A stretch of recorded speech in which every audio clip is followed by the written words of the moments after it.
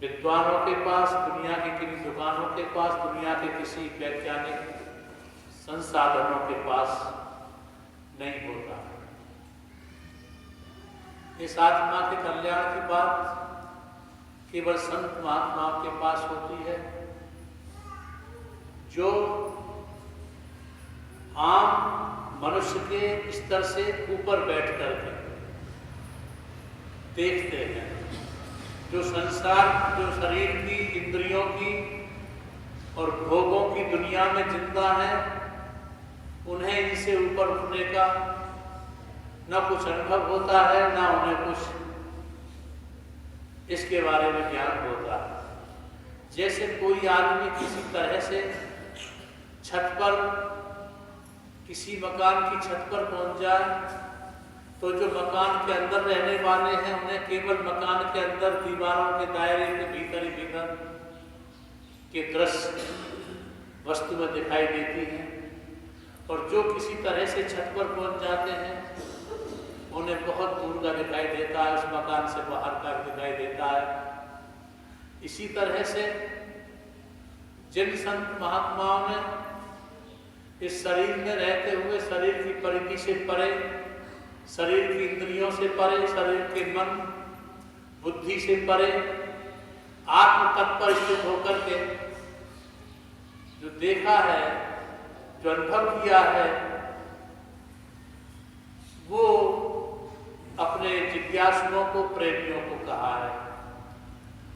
इस शरीर में हम न जाने कितने शरीरों को छोड़ते छोड़ते, कितने शरीरों में कर्म करते करते, कितने शरीरों के संबंधियों में गुजरते गुजरते हम इस शरीर में आ बैठे हैं जिस शरीर में हम मौजूद हैं। इस शरीर के संबंधी, इस शरीर के साधन, इस शरीर की हमारी उपयोगिता विगत पिछले जन्मों के संस्कारों के वशीभूत होती है। जैसे कोई भी आदमी पढ़ लिख करके अपने भीतर योग्यता इकट्ठी कर लेता है, एमए की, पीएचडी की, तो वह जहां भी जाता है उसके साथ उसकी योग्यता जाती है। जहां भी जाता है योग्यता उसके साथ होती है। ऐसे ही जीवात्मा जहां भी जिस शरीर में जाता है, इस शरीर में जाने तक वह जिस शरीर में रहकर जो भी कर्म करता है, वो कर्म संक्षिप्त रूप से, सूक्ष्म रूप से उसके साथ होते हैं। ऐसे समझो जैसे एक किसी भी चेतना के आसपास कर्मों का आवरण बनता रहता है, और वो कर्म इतने सशक्त हो जाते हैं कि उस आत्मा को अपने अनुकूल लिए फिरते रहते हैं, आत्मा की गुणवत्ता नष्ट हो जाती है। इसी तरह से हमारे कर्मों का वाहन हमें लिए फिरता रहता है, इस योनि से उस योनि में, इस योनि से उस योनि में, और हम उन कर्मों को साथ लेते लेते इस शरीर में आ गए हैं जिस शरीर में बैठे हैं। जब हम माँ के घर में पले होते हैं उस वक्त हमारा कोई नाम, जाति, धर्म, संस्कार, भाषा, भेष कुछ नहीं होता है। हम बस परमात्मा से जुड़े होते हैं। गर्भ से बाहर आने पर ही जिस पालन केंद्र के हमारे माता पिता होते हैं वही बन जाते हैं। हिंदू होते हैं हिंदू बन जाते हैं, मुसलमान होते हैं मुसलमान बन जाते हैं, ईसाई होते हैं ईसाई बन जाते हैं। उन्हीं के अनुकूल हमारे संस्कार बनने शुरू हो जाते हैं, और जो हमारे यहाँ परंपराएं जारी होती हैं, जो हमारी मान्यता जारी होती हैं, धारणा जारी होती हैं, हमारे विश्वास जारी होते हैं, जो हमारी भाषाएं होती हैं, जो हमारी पूजा पद्धति होती है, जो हमारी उपासनाएं होती हैं, हम उनके अनुरूप जीना शुरू कर देते हैं। और उन परंपराओं में, उन मान्यताओं में, उन हमारे विश्वासों में कुछ ऐसे लोगों का एक व्यवस्था होती है, ऐसे लोगों की व्यवस्था होती है जिस दायरे में हमको जीना पड़ता है। संसद गुरु कहते हैं ये सब मान के कृत हो जाता है। तुम्हारा धर्म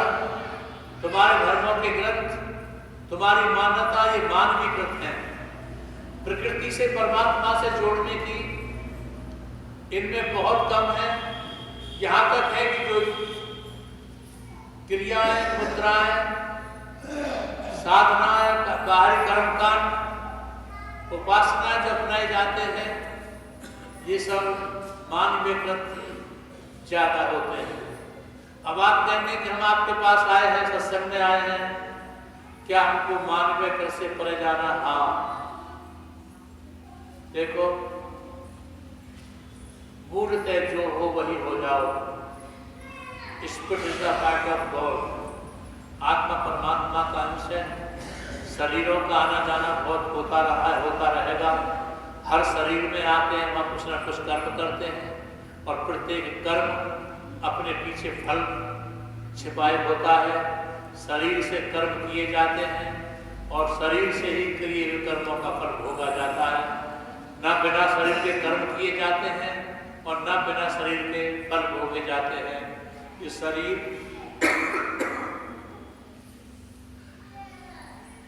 कुछ नए कर्म करता है, कुछ पुराने कर्मों को भोगता है।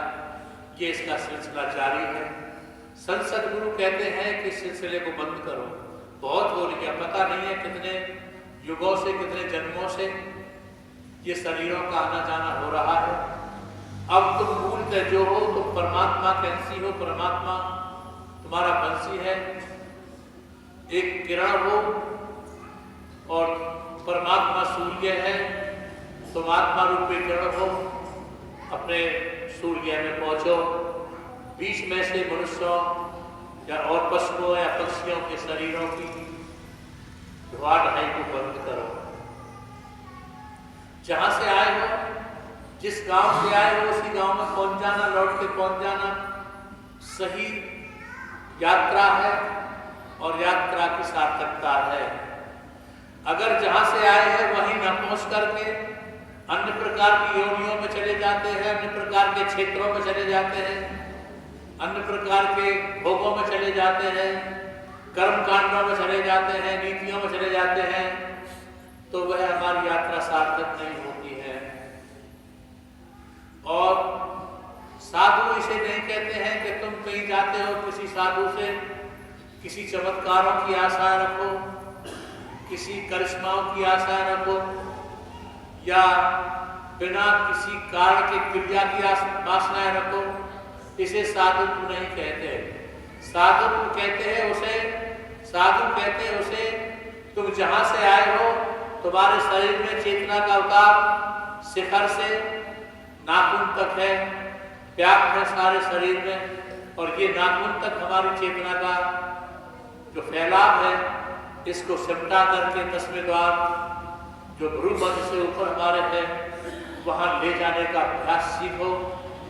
जब तुम इस अभ्यास को, अपनी चेतना को समेट करके 10वें द्वार में ले जाने का अभ्यास सीख लेते हो, ये तुम्हारी सही यात्रा हो जाती है। और जिसे हम मरणासन अवस्था कहते हैं, मरने की अवस्था कहते हैं, उस समय पर यदि हम अपनी चेतना को समेट कर मूल महाचेतन में समाविष्ट कर लेते हैं, तो हमारी जिंदगी की सार्थकता बन जाती है। और हम जहाँ से आए हैं, अपने परमात्मा से किरण बह गई है, ये किरण परमात्मा में पहुँच जाती है, सूर्य में पहुँच जाती है, तो इसका जीवन सार्थक हो जाता है। हम ऐसे माहौलों में पढ़ते हैं कि हमारी साधुओं के प्रति भावना और हो जाती है। जो असल है परमात्मा से जोड़ने का उद्देश्य, इसे छोड़कर हम सांसारिक वस्तुओं में, सामग्रियों में उनको तलाशना शुरू कर देते हैं। एक छोटी सी कहानी मैंने सुनी है। बंगाल में बंगाली बाबा बहुत मशहूर हो गए, बहुत मशहूर हो गए। और लोग उनको बहुत चमत्कारी मानते थे। हजारों हजारों का समूह उनके पीछे इकट्ठा हो जाता था। तो ऐसा ही हमसे कहा किसी ने, महात्मा के पीछे बहुत भीड़ होती है साहब, आप भी कुछ करिए। तो मैंने पूछा कैसे भाई, कार्ड क्या? तो वो बता रहे थे कि एक बार आ रहे थे बंगाल से, रेल में बैठे आ रहे थे बंगाली बाबा, रेल में बैठे, टिकट चेक करने वाला आया, टिकट बाबू, उसने बाबा से कहा बाबा टिकट। बाबा ने कहा बाबा हम तो इस सरकार के भी और उस सरकार के भी, दोनों के ही मान्य होते हैं, हमसे टिकट कौन लेता है? पहले आदमी मिले हो हमें तो जो टिकट मांग रहे हो। टिकट बाबू ने कहा कि बाबा सरकारी रेल है ये, इसमें तो जो भी चलेगा उसको टिकट लेना पड़ेगा। अगर ऐसे सरकार फ्री सेवा करने लगी तो उसका घाटा कौन देगा? अरे भाई हमसे मत लो टिकट। बाबा ने कहा मैं हमसे मत लो टिकट। टिकट बाबू ने कहा नहीं मैं तो टिकट लूंगा, ईमानदारी दिखा रहा हो। वैसे टिकट बाबू आधे आधे फैसला कर लेते हैं, मैं पैसे नहीं दूंगा, मेरे पास नहीं है तो गाड़ी से उतरो। बाबा को गाड़ी से उतार दिया। जब गाड़ी से उतार दिया बाबा को, तो बाबा जो है गाड़ी के आगे खड़े हो गए, ले तूने हमको उतार दिया तब चला ले गाड़ी को आगे। एक डंडी टेक करके रेल की पटरी पर डंडा रखते ही थे बाबा, ले जा गाड़ी। अब तो ड्राइवर गाड़ी को स्टार्ट करे, गाड़ी स्टार्ट नहीं होती। पीछे से गार्ड हरी झंडी दिखाता, सीटी बजा रहा, वो स्टार्ट नहीं होती। धीरे धीरे लोगों में बात चली रेलवे स्टेशन पर, और लोग थे वो सब देखे भाई क्या हो गया, तो भीड़ इकट्ठी हो गई स्टेशन वालों की भी, सवारी भी उधर उधर के देखने लगे क्या हो गया, भीड़ लग गई। बाबा लाठी टेके खड़ा है, ले जा।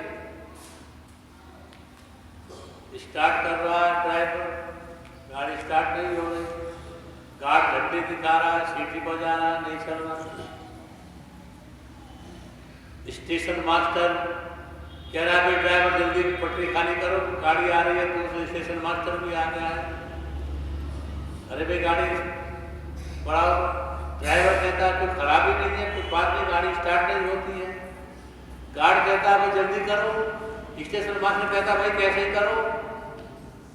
लोगों ने जल्दी वाले थे, उन्होंने हाय तौबा मचानी शुरू कर दी, हमको ऑफिस जाना है, हमको ड्यूटी जाना है, हमको कचहरी जाना है, हमको ये करना है, वो करना है। गाड़ी अरे बाबा के पैर छू ले। अब ड्राइवर से कहता है बाबा के पैर छू ले, गाड़ी चलने देगा। बोला पैर मैं क्यों छू लूं? अब अरे छू ले। पब्लिक ने ज्यादा हल्ला काटा, जब बाबा गाड़ी नहीं चलने दे रहा तो इसको चलने दे। बहुत इकट्ठा हो गया, भीड़ ज्यादा, मारपीट करने की नौबत आ गई ड्राइवर को और गार्ड को। ड्राइवर उतरा, उसने कहा तो ठीक है बाबा माफ करो, गाड़ी चलने दो। उन्हें ऐसा नहीं चलेगी, नारियल लाओ। दौड़ धूप करके नारियल मंगाया गया, फूल आया, प्रसाद आया, मिष्ठान, तो पैसा भी आया। सारे में हल्ला बच गया कि बंगाली बाबा ने गाड़ी रोक दी, चलने नहीं दी। जब इकट्ठा हो गया तो बाबा को जबरदस्ती बाबा बैठो बिठाया। अब तो बाबा मशहूर हो गया, चमत्कारी बाबा है। रेल रोक दी, पूजा चलती रही, सम्मान होता रहा लोगों में, बहुत बड़े महात्मा माने जाने लगे। कितने शिष्य बने, बाबा वो मंत्र बता गया तो रेल रुके, बाबा वो मंत्र बता गया तो रेल रुके, बाबा बताएंगे भाई बताएंगे। 10 साल चेले से सेवा इसी बहाने लेते रहे, बताएंगे भाई बताएंगे। अभी बहुत पुरानी बात है, जब मैं महात्मा में रहता था बचपन में, नैनीताल अल्मोड़ा के वनों में रहते थे। एक बाबा थे, वो कहते थे मैं चांदी बना देता हूँ। चांदी के रसायन मुझे याद है, कुछ काला धतूरा लो, कुछ पारा लो, कुछ विभूति घास लो, उसका रस इकट्ठा करो, उसकी उपलों में जलाओ। इस तरीके से उसने कर रखा था, मैं शादी बना देता हूँ। लोग खूब उसके चेले बनते थे। आज तक कोई महात्मा जो कह दे मैं सत्ता बता देता हूँ तो लाइन लग जाती है, और अगर ये कह दे शादी बना देता हूँ तो फिर तो पूछो ही मत, भीड़ हो जाती है। अब 2-3 लग गए पीछे बाबा से चांदी बनाने का सूत्र सीखने को, रसायन सीखने को लग गए। बाबा जो है बाजार से पारा मंगवाता, वो दवा वो औषधियाँ मंगवाता, धतूरा वगैरह, और कंडे मंगवाता, उसमें उनको रखवा देता, लेकिन खोलता अकेले में, चांदी निकल आती,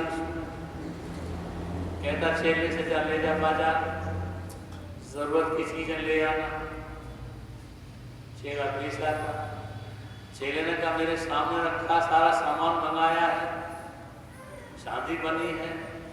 बाबा के पीछे फिर पड़ गया। 10 साल फिर बाबा ने कमंडल ढोवाया, उस पर बैग ढोवाया, लेकिन बाबा उस सूत्र को बता के नहीं देना, जिससे पारा चांदी बनता है। खैर बाद में खुली बात तो बाबा अकेला उठाता था, बाबा उसके चांदी का पीस रख देता था, खोलता था, बन गई चांदी। इसी बहाने चेलों को गुमराह करता रहा। बंगाली बाबा से पूछा जाता मंत्र बताओ जिससे गाड़ी रुकती है। खूब लगे लोग, खूब लगे। आप लोगों ने भी खूब धर्म ग्रंथों का अध्ययन किया होगा। जो भी चिकोटी के महापुरुष हुए सबने अपनी अपनी वाणियों को संकलित किया है, जो आज हर भाषा में अनुवादित होकर के पाठकों के सामने पहुंच जाती है। कहीं कोई ऐसा सूत्र नहीं मिलता है कि जहां गाड़ी रोकने का मंत्र हो, उड़ने का, लेकिन चल रहा है। अगली बात नहीं बताता। जब लोग उस आदमी के पास पूछे, बंगाली बाबा बूढ़ा हो गया, मरने के करीब आ रहा है, लोगों ने पूछा कि साहब वो मंत्र नहीं बताया जिससे गाड़ी रुकती है। उसने कि भैया मैं मर रहा हूँ। आदमी मरते समय सच बोलता है, मैं भी सच बोल देता हूँ। भैया मैंने ड्राइवर को और गार्ड को दोनों को खरीद लिया था। समझ गए मेरी बात को? मैंने ड्राइवर को और गार्ड को दोनों को खरीद लिया था और उन्होंने ऐसा किया, बस मेरे परिचित थे, दोनों खरीद लिया था, रिश्वत दी थी, काम हो गया। समझ रहे मेरी बात? तुम ये होंगे नहीं होंगे इन बातों मत जाना। तुम तो ये रेल जो तुम्हारी जा रही है इस योनि से उस योनि में तुमको ढोती कर रही है, इस रेल के आने जाने को बंद करो। चमत्कार, तरह तरह की सिद्धियां रिद्धियां, इनके पास मत जाना तुम। ये तुमको अस्से रस्से भट जाएंगे, तुमको परमात्मा से दूर करेंगे, तुम्हें सम्मान दिला देंगे समाज में, संसार में, लेकिन तुम्हारी जो इस शरीर से दूसरी शरीर के लिए जो यात्रा हो रही है, जन्म की और मरण की जो यात्रा हो रही है, बार बार जन्म लेना, बार बार मरना, बार बार जन्म लेना, बार बार मरना, इस जन्मने और मरने की यात्रा को समाप्त करना है। इस मरने और जन्मने के वाहन को समाप्त करना है। और तुम जहां से जब परमात्मा में यदि हम लय हो जाते हैं, परमात्मा में यदि हम लिप्त हो जाते हैं, तो संत महात्माओं ने जो कहा है कि आत्मा अजर है, अमर है, अविनाशी है, ये आत्मा अजर है, अमर है, अविनाशी है, तभी तो है जब ये परमात्मा से जुड़ जाती है।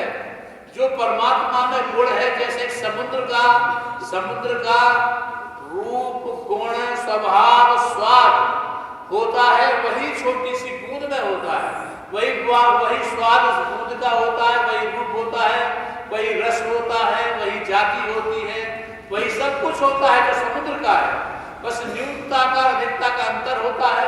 तो जो परमात्मा में गुण है वो सब हमारी आत्मा में हो जाते हैं, यदि ये आत्मा हमारी परमात्मा से युक्त हो जाती है, परमात्मा से जुड़ जाती है। परमात्मा से कैसे जुड़ना है? तो शरीर, body is the temple of God, ये शरीर परमात्मा का मंदिर है। परमात्मा ने इस मंदिर को कुदरती तरीके से बनाया है, मानवकृत नहीं है। मानवकृत मंदिर तो हमारे मस्जिद बनाए हैं, ईंटों के, पत्थरों के वो हैं, इसे मानव नहीं बना सकता, कुदरती मंदिर है। परमात्मा ज्योति स्वरूप है, परमात्मा प्रकाश स्वरूप है, प्रकाश का कोई चित्र नहीं होता, शब्द का कोई आकृति नहीं होती।